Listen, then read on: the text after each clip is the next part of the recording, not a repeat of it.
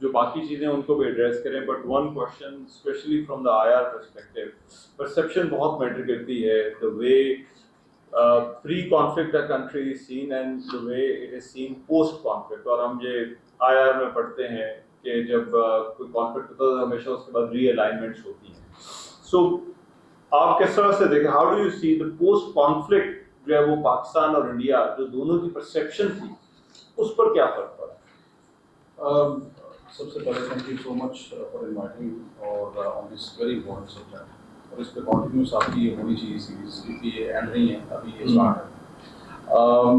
Perception Pakistan और India के अगर हम देखें तो इसमें दो तीन चीज़ें सामने आई हैं कि चाइना एंड पाकिस्तान प्रिवेल्ड, और दूसरी तरफ जो इंडिया और उसका जो अलायंस था, they were an alliance with strategic alliance with Russia, Israel, Europe के साथ, और जिस तरह से इकोनॉमिक और डिफेंस की टाइज थी, वो सारा वो एकदम से एक्सपोज हुआ सारा। So it was not just Pakistan versus India, it was China, Pakistan versus France, Israel, Russia, America, all this technologies were against each other.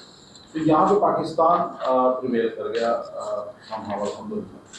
Future में ऐसा होगा नहीं होगा, हम विश करते हैं हो, लेकिन जो चैलेंजेस हैं वो they are serious in nature. अब my take will be on 3 points. First of all, why India is behaving like this? The doctrinal transformation which is taking place in India, especially अगर पिछले 25 साल को हम उठा के देखें तो बड़ा एक आपको continuous doctrinal shift आ रहा है after nuclearization। ऑपरेशन पराक्रम के बाद कोल्ड स्टार डॉक्ट्राइन आया, प्रोएक्टिव मिलिट्री ऑपरेशंस आए, लिमिटेड वॉर की बात हुई। उसके बाद 2011 में वो बात थोड़ी सी दब गई। क्यों दब गई? क्योंकि Pakistan develop tactical nuclear weapons, तो पाकिस्तान ने तो काउंटर कर दिया, जवाब दे दिया। तो अब इंडिया ने सोचा कि यार अब मुश्किल हो जाएगा हमारे लिए लिमिटेड वॉर को पाकिस्तान पे अनलीश करना। 2012 में इंडिया ने एयरफोर्स डॉक्ट्राइन इंट्रोड्यूस करवाया अपना, जिसके अंदर उन्होंने बात की सब conventional warfare operations, in other words surgical strikes, the concept of surgical strikes, right. और उसमें उन्होंने कहा कि अगर अमेरिका कर सकता है ओबीएल के खिलाफ तो हम क्यों नहीं कर सकते।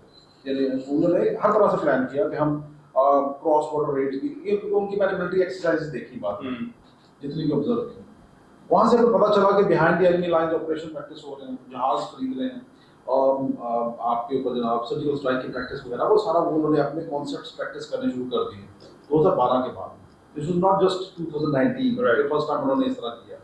ये 2012 से शुरू हुआ, 19 में उन्होंने कोशिश की। अच्छा, 2012 के बाद उनका आया जॉइंट आर्म फोर्सेस डॉक्ट्राइन, जिसके अंदर उन्होंने अगेन इसी बात पर रीएम्फसाइज किया, क्योंकि गैप उनको यहीं पे नजर आ रहा कि यार total war is not possible because of nuclear weapons, limited war is not possible because of tactical nuclear weapons. अब एक नीचे इन्होंने गैप ढूंढा कि हम इसको यूटिलाइज करें।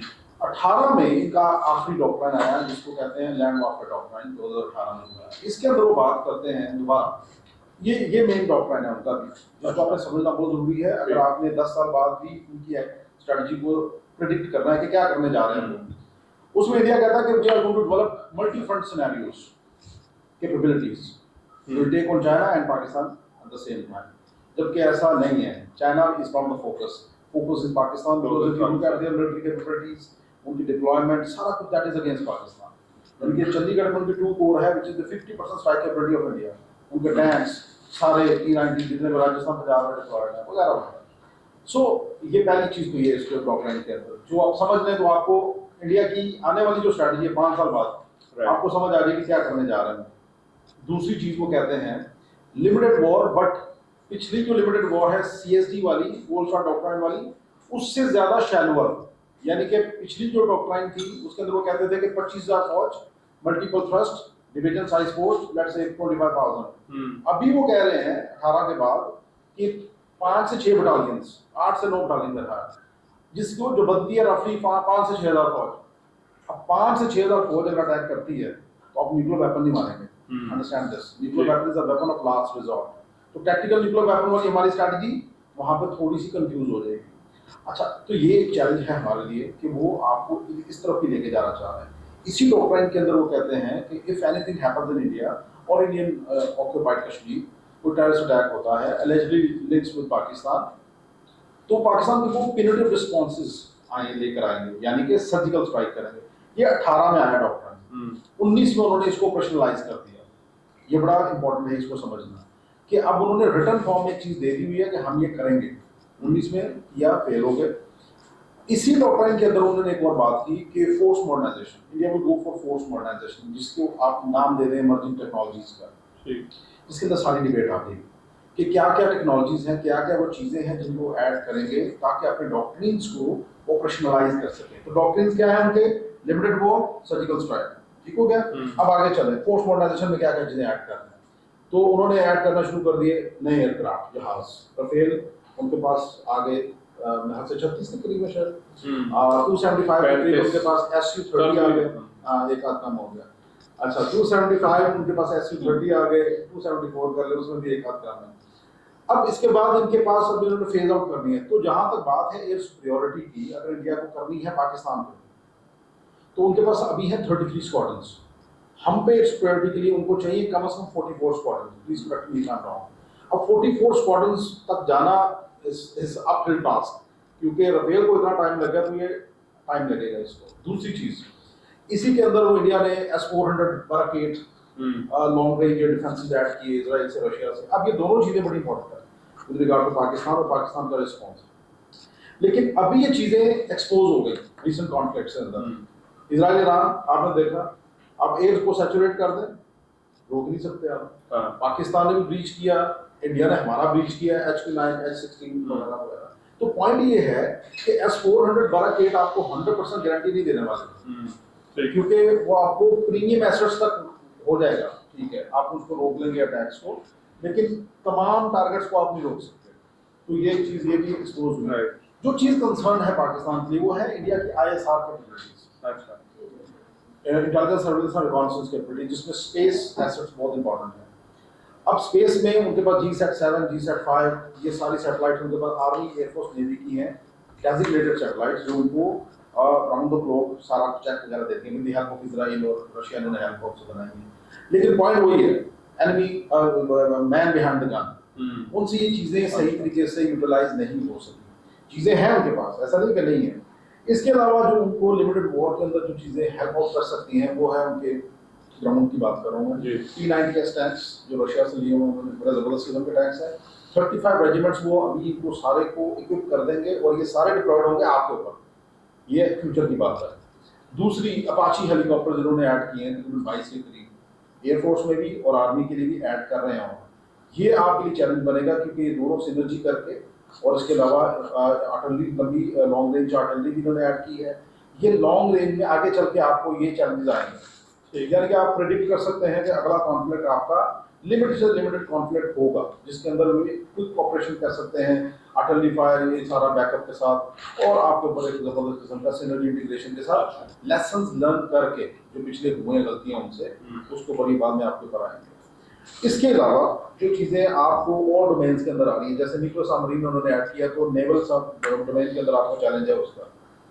एक जहाज ऐड किया उन्होंने P-8I के नाम से कुछ साल पहले, जो कि आपको आपकी जो सबमरीन वॉरफेयर है उसको कहते हैं एंटी सबमरीन वॉरफेयर कैपेबिलिटी, वो आपकी सबमरीन को डिटेक्ट कर सकता है, जिसको जो हमारा कह लें हमारी स्ट्रेंथ है समंदर के अंदर इंडिया के ऊपर, हमने न्यूक्लियर को भी उसको लिंक कर दिया उसके साथ हमने, तो हमारी वो जो सबमरीन्स है वो डिटेक्ट हो सकती हैं, खतरा है उसके लिए क्योंकि बहुत खतरनाक कैपेबिलिटी है। ये सारी इमर्जिंग कैपेबिलिटीज हैं, ये सारी इंडिया ऐड कर रहा है। ये जो हार्पी और हारोप अभी यूज हुए हैं, ये इंडिया ने जो यूज की, ये आज से नहीं ऐड हुए, ये कम अज कम मेरे हाथ से 10-15 साल पहले की उन्होंने ऐड किए हुए इजराइल की मदद से सुसाइडल ड्रोन्स जो है। पाकिस्तान में I was amazed to know कि पाकिस्तान के पास अल्हम्दुलिल्लाह blaze 75 if I am not wrong उसी कैपेबिलिटी का ड्रोन है हमारे पास। लेकिन इंडिया की जो कैपेबिलिटी है, ये जो हारोप है, that carries around 16 kg warhead, 1000 kilometre तक जाता है, ओवर करता है टारगेट पे, उसको मार देता है। पाकिस्तान के पास जो है वो 1000 किलोमीटर तक जाता है, 50 kg का वॉरहेड लेके जाता है। अच्छा, तो मेरे अपने बड़े कॉन्सेप्ट क्लियर हुए frankly speaking. I never read about Pakistan, मैं हमेशा इंडिया पे फोकस करता हूं। तो पाकिस्तान पे मुझे होता है भरोसा कि कर जाएंगे कुछ ना कुछ, छुपे रुस्तम निकले, तो ये छुपे रुस्तम निकले यार। इन्होंने वाकई ही बहुत सारी चीजों को, मैं इससे पहले समझता था तेरा कन्वेंशनल सिमेट्रीज, अब मुझे लगता है नहीं यार, हम भी रनर होते रहते हैं, हमारे पास तो अल्हम्दुलिल्लाह वी आर केपेबल। सो ये जो चैलेंजेस हैं आगे चल के फ्यूचर में आपको दो लाइट आएंगे, एक लिमिटेड वॉर शैडो ठीक। ऑपरेशन जो उन्होंने अपने डॉक्यूमेंट में बोला हुआ है, दूसरा सर्जिकल स्ट्राइक, ये दोबारा कोशिश करेंगे लेकिन अभी नहीं, कम से कम 3-4 साल बाद हाँ। थोड़ी सी कैपेबिलिटीज ऐड करेंगे, कॉन्सेप्ट्स इंप्रूव करेंगे, सिनर्जी इंटीग्रेशन करेंगे, लर्न करेंगे फ्रॉम पास्ट मिस्टेक्स। ठीक। ठीक है, तो that's how it works. Right, thank you so much Masood Khatik sahab. I think यहाँ पर हमने काफ़ी सारी चीज़ें जो है डिस्कस कर ली हैं, specially with regards to Pakistan India conflict. कुछ सवालात मेरे ज़हन में हैं, आई थिंक जो लोग यहाँ पर बैठे हैं, स्पेशली क्लास के भी लोग हैं, सो आई टेक देयर क्वेश्चंस। लेकिन मैं 2-3 सवालात है। एक तो सबसे इम्पोर्टेंट जो चीज़ है वो इम्पैक्ट ऑफ वॉर, कि क्या एआई जब जितना ज़्यादा इस्तेमाल हो रही है, स्पेशली अब एआई हर चीज़ के साथ जुड़ी है, तो क्या वॉर का जो एंड गोल है वो बदल गया है। मिसाल के तौर पर जो है वो पिंडी के अंदर जो एक ड्रोन आकर गिरता है, उसमें कैजुअलिटी तो जो है वो एक होती है, 2-3 लोग जख्मी होते हैं, लेकिन उसका जो इम्पैक्ट है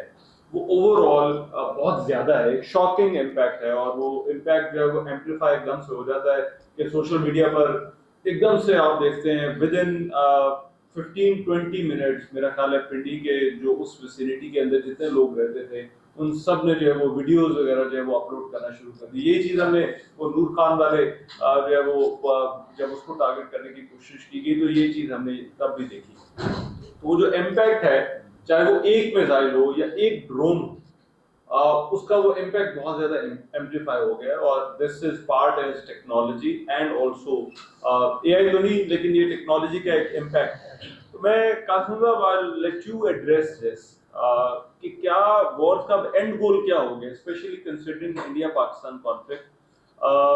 very briefly 1 minute for, because I want to take कुछ मैक्सिमम। आपकी इजाज़त से बाद में ना मैं कुछ प्रैक्टिशनर्स इनपुट भी देना चाहूँगा जी जी जो आपके स्टूडेंट्स के लिए यूजफुल होगी, खास तौर पे जो आपने बात की कि एयरफोर्स कैसे प्रिपेयर कर रही थी अपने आप को आज जी। तक, वो क्या था, और चलो we'll discuss that, but क्या impact of war change हो गया है, क्या war का end goal इसको मैं 3 Change पॉइंट हो- देखना चाहिए।